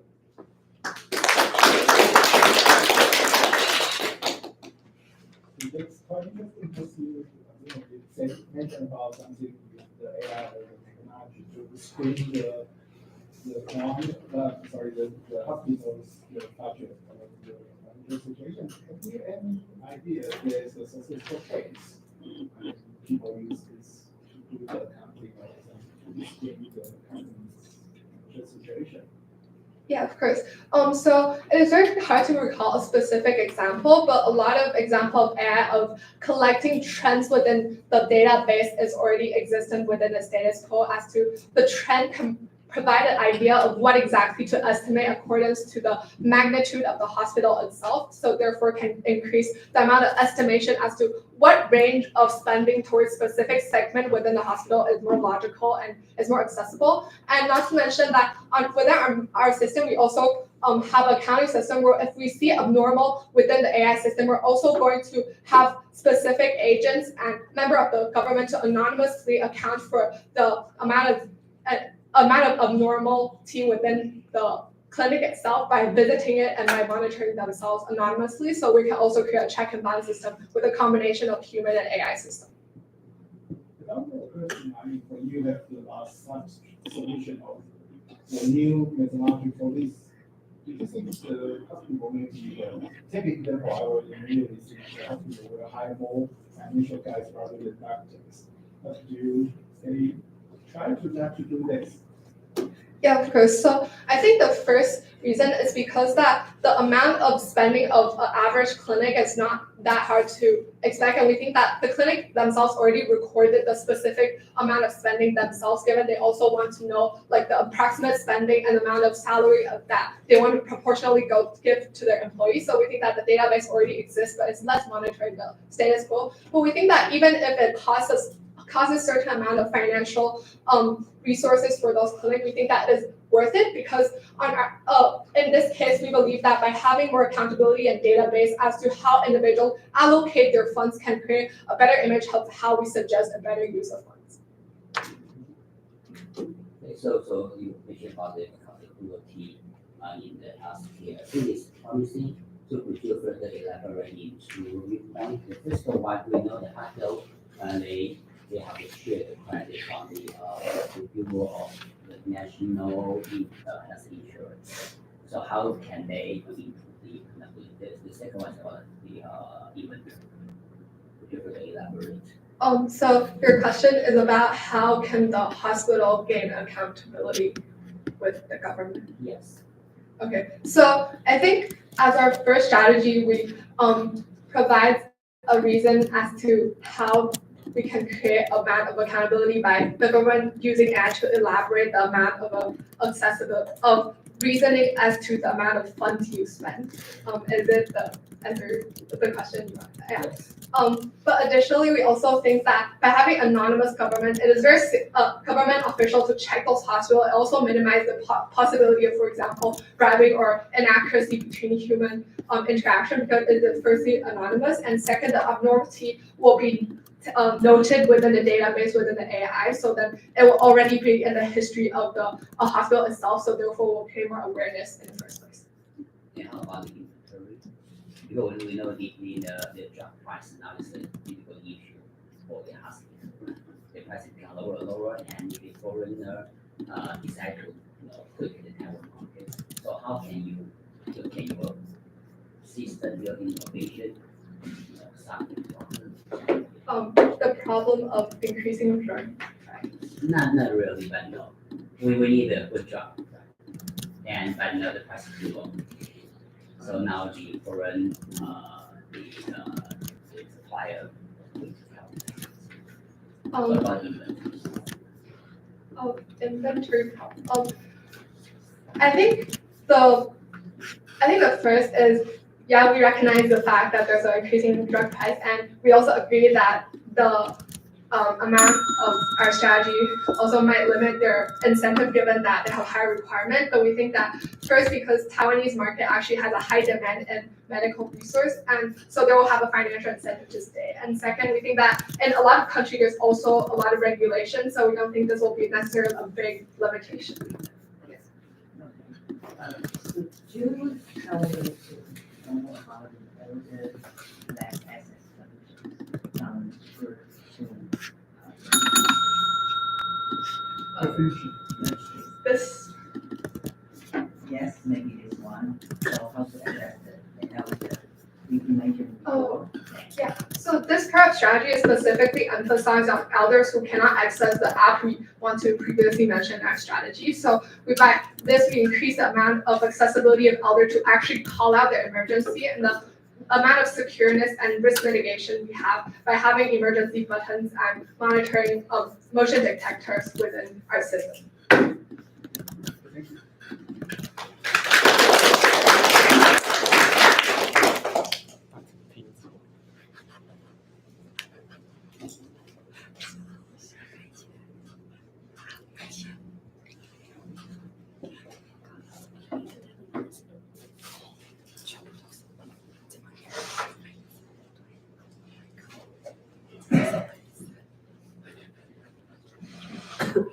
Hello, I'm contestant number 27, and this is my business case about transforming healthcare in Taiwan with telemedicine to create a healthier Taiwan. Firstly, I'm going to start off with some background analysis explaining the current threats and challenges Taiwanese healthcare faces, and then move on to propose, explain, and evaluate my solution.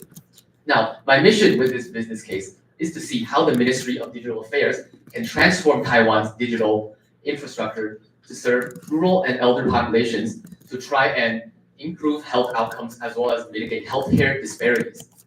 My vision is to see a Taiwanese healthcare system that is equitable to all, no matter who you are or where you live.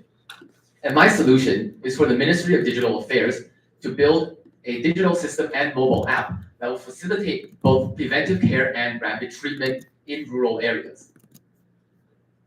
Firstly, we need to understand some of the challenges that Taiwanese healthcare faces.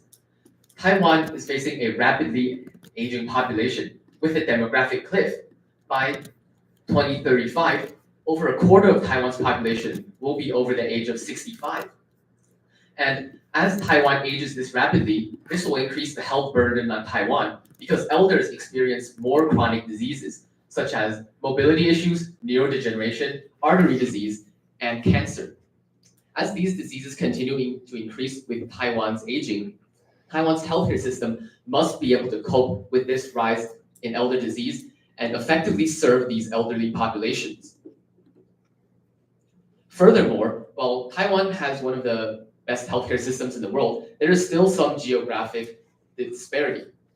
As we can see from that map, rural areas such as the more mountainous central and eastern parts suffer from worse healthcare outcomes and less equitable access to healthcare resources.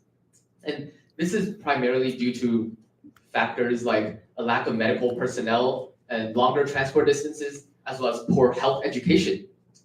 So combining the risks of both old age and rural location, some of the most at-risk groups are elders in remote areas. Also at risk of these health disparities are ethnic minorities like Aboriginal peoples.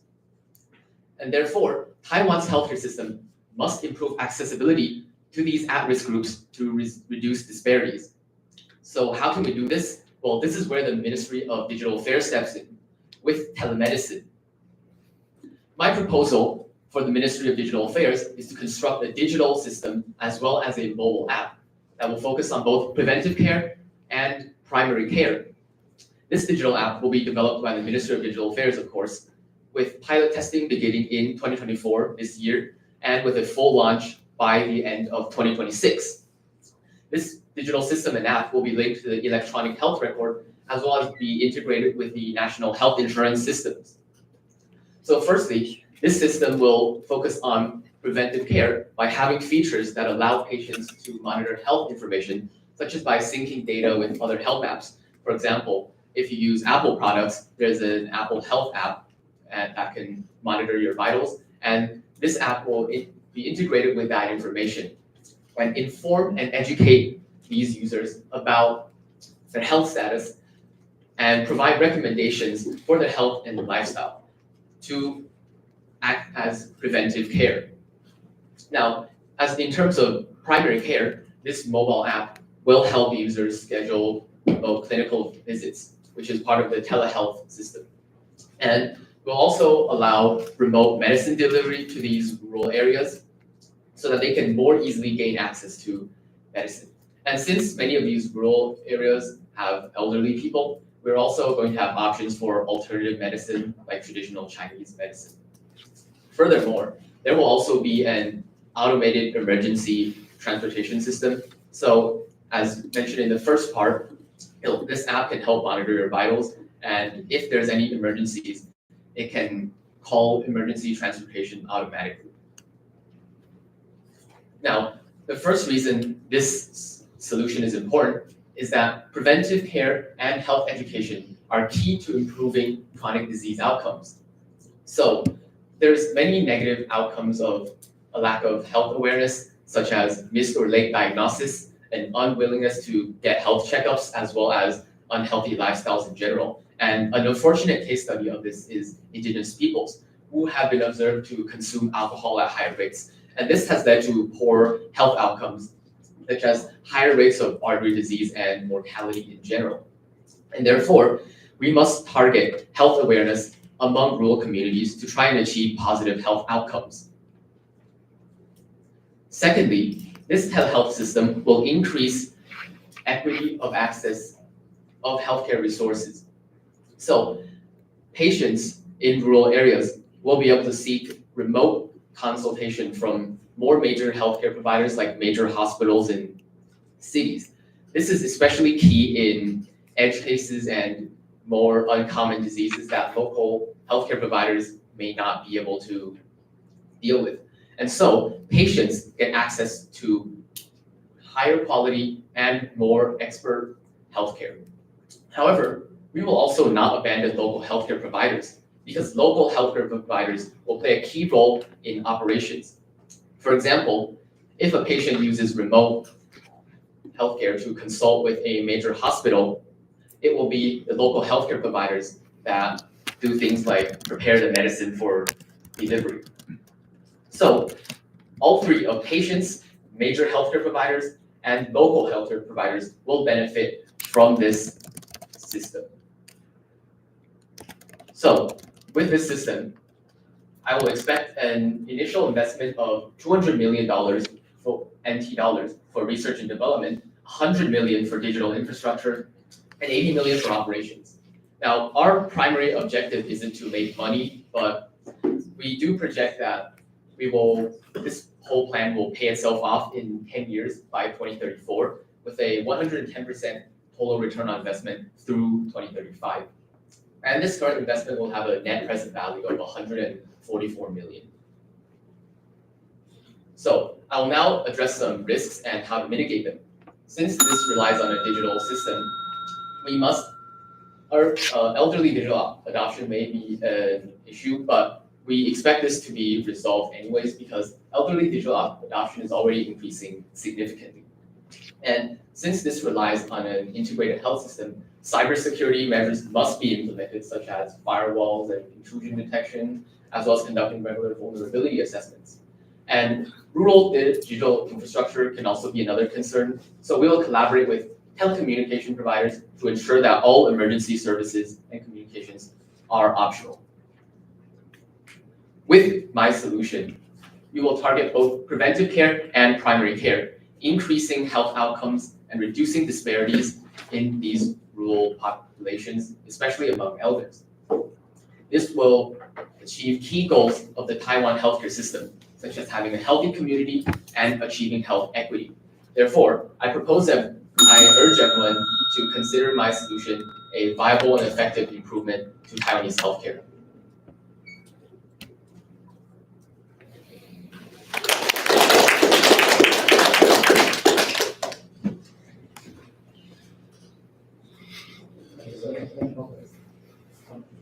You mentioned about the prevention part and the moving So can you share how to offer those, like you mentioned about the Apple Watch, something like that. But as we know, maybe capability of older people may not be able to afford the Apple Watch, something like that. So I understand that one key concern of this project is going to be that many of these rural elders don't have access to technology, and it will be true that not having access to these technologies will mean they miss out on some features, but many of our core features will not require these people to have access to technological devices. Because I'd like to clarify my perspective on this. As the Ministry of Digital Affairs, our primary objective is to connect healthcare providers, not necessarily to provide the healthcare ourselves. And so one way these rural elders who don't have technology could still benefit from this system is that if they go to, for example, their local clinic, they would still be able to enjoy access to the greater connectivity between the local healthcare providers and the larger providers. Okay. So one question is about the cost you here operation or digital infrastructure. Do you think that the budget will be contributed to those devices to offer the network? No, we're not going to provide these devices ourselves because we're primarily focused on connecting all these different users. And since I'd also like to take this opportunity to elaborate on some of my costs. So in 2023, the Taiwanese government already passed a bill allocating 300 million or so to telehealth in general. And so our costs are all focused on building this specific digital system and mobile app, since a lot of the groundwork will have already been made by the earlier bill. And that's why we can project that we break even by 2034. And optimistically, we could break even by 2033. I would like to also know what you really need to break even, because the purpose of the MODA may not be that commercialized. Yes, I understand that our main objective isn't to make money, but I believe that according to my projections, this project will be able to pay itself off. So you will go back to marketing. So you mean the government create a system, but the customer has to pay, or it's a public good, so customer will need to pay the fee or a room fee for using it. The pricing will all be according to how pricing it normally is under the national health insurance. So the one, the 110% is the return for government or for the government for this project. So then we have it's for the healthcare provider. So I calculated this by projecting roughly how many people will use this service and then paying the royalties. So what item of the use and development you need to use? Because you can what items, what technology so you will use? Well, one area that I touched on earlier was the rural digital infrastructure. And so there's that digital infrastructure cost, but there's also going to be other things like how more advanced telecommunications for these rural areas, and that's part of the research and development cost. Thank you.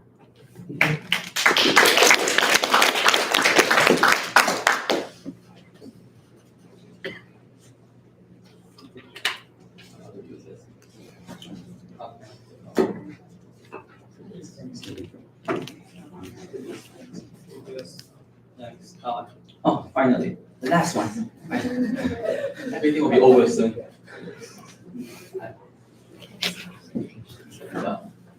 Anyways.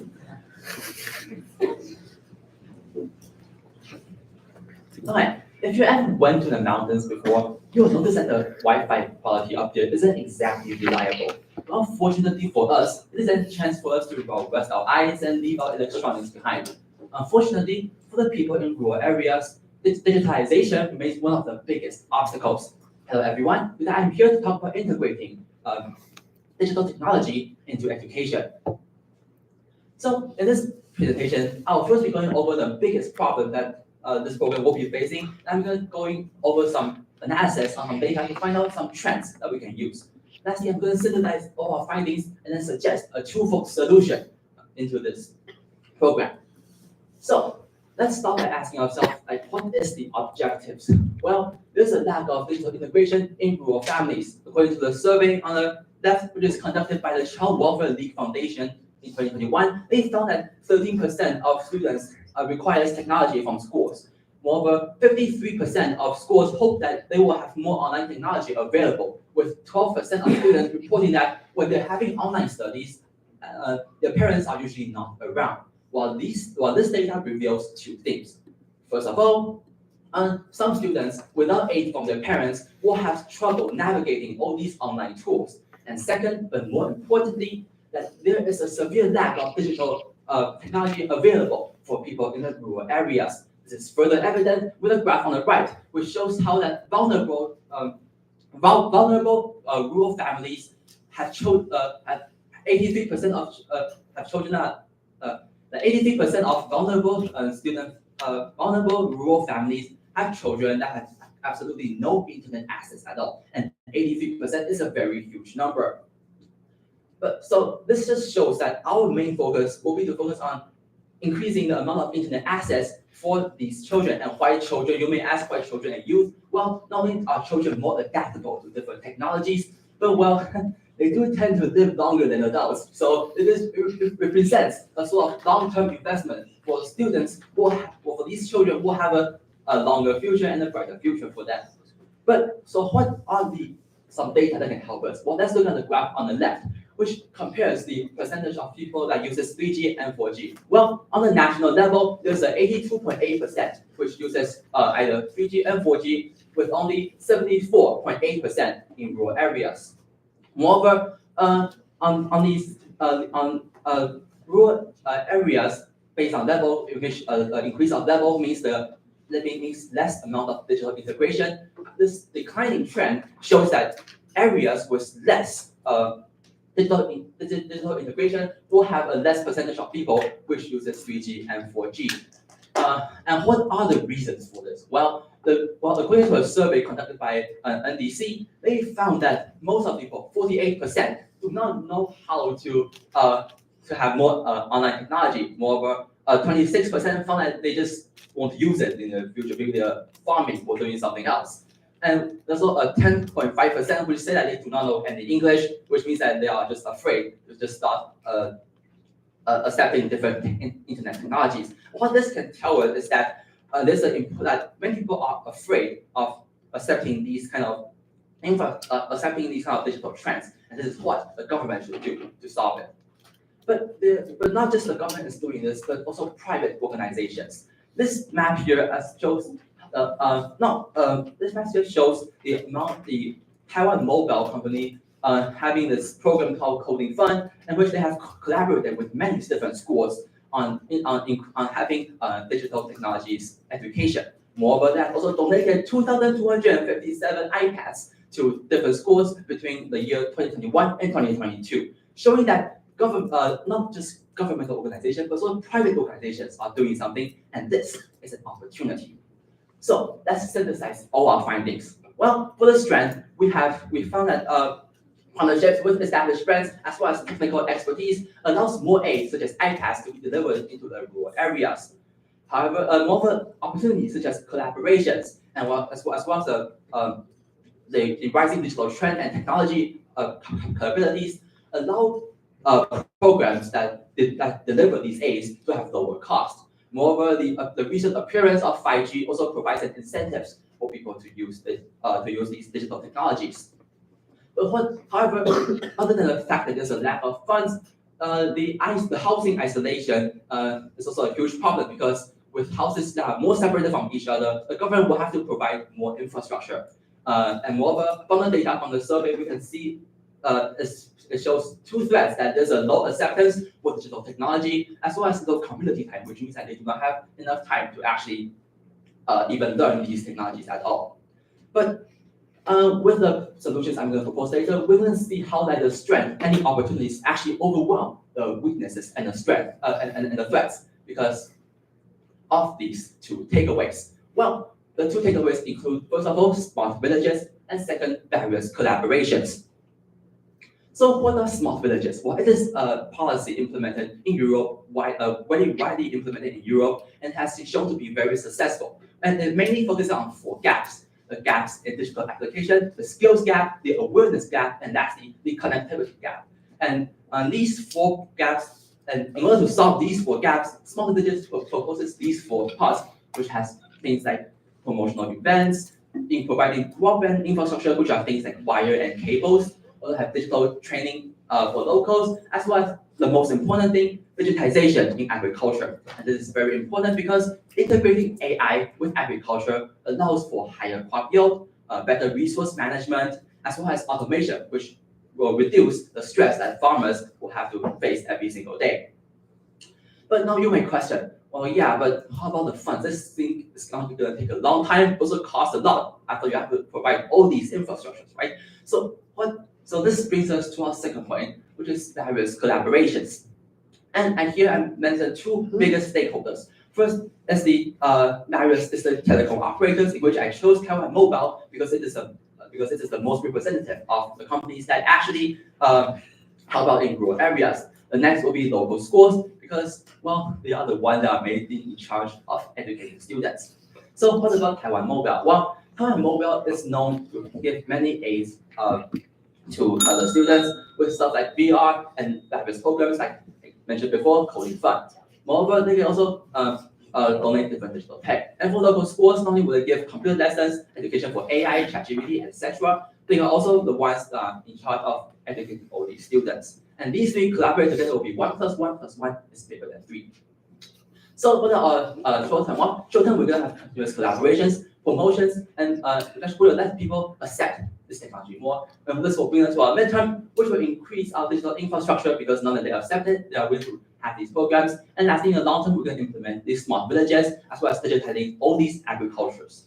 So what about ESG? Well, for environment, we're going to have more sustainable practice. We're going to have a better agriculture system. For social, we're going to have campaigns that have social responsibility, like data privacy, as well as digital literacy. And for governmental, we're going to have more responsible government structures, not just for the government, but also for companies like Taiwan Mobile and for schools. And with this, they will have a better image, and this will be the end of my presentation. Thank you.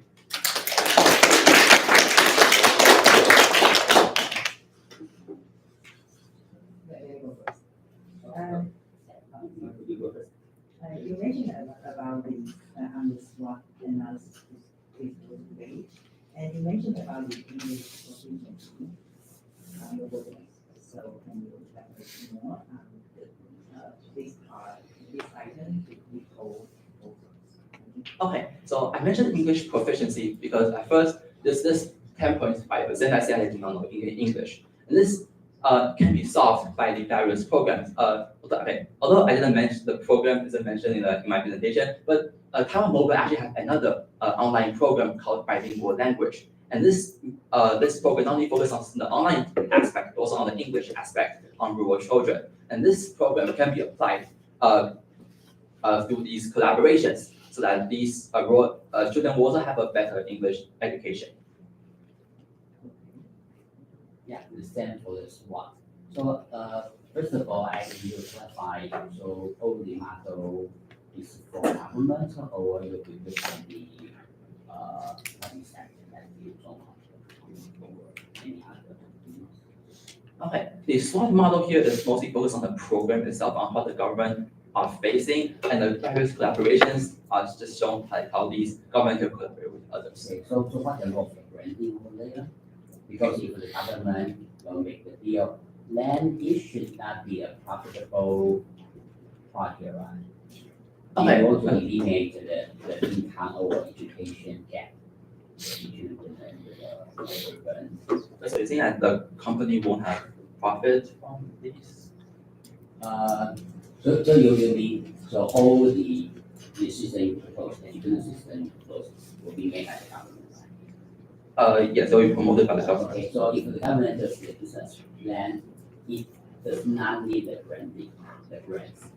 Okay, and mostly we have the grant are there to implement these policies because like Taiwan Mobile already has some programs that are ongoing. So the government can just say like we're gonna promote this event and while they can earn most of the profit. The promotion, not really. The grant meaning that the grant get the trademark. Well, that is like yes, they do promotion. So is there a particular reason you choose Taiwan Mobile?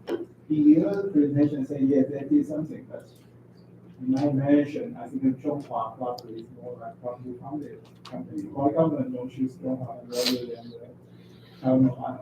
Okay. In my solution page, I did mention that they can cooperate with various telecom operators. However, I chose Taiwan Mobile because I think from this graph they do have a lot of collaborations with various local schools, and they also have they are also known to be very generous and like as of recent news, they actually did cooperate with MODA on some aspect on the digital programs.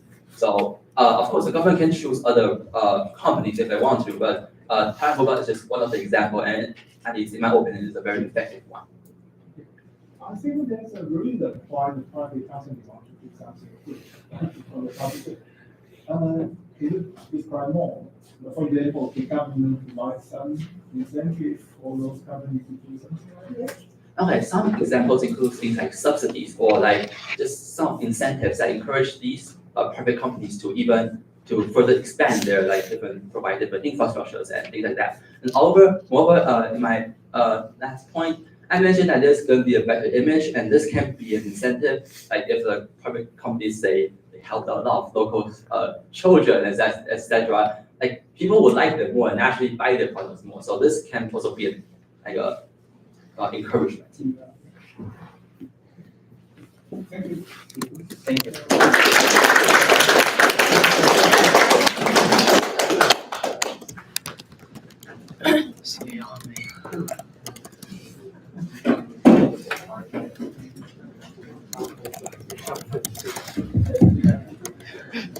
Okay, thank you very much for your presentations. 好，那我们所有12位报告者都已经完成了所有的简报。那接下来我会给大家大概15分钟的休息时间，然后我们最后会让大家就是进来，然后参加我们的闭幕式颁奖典礼这样子。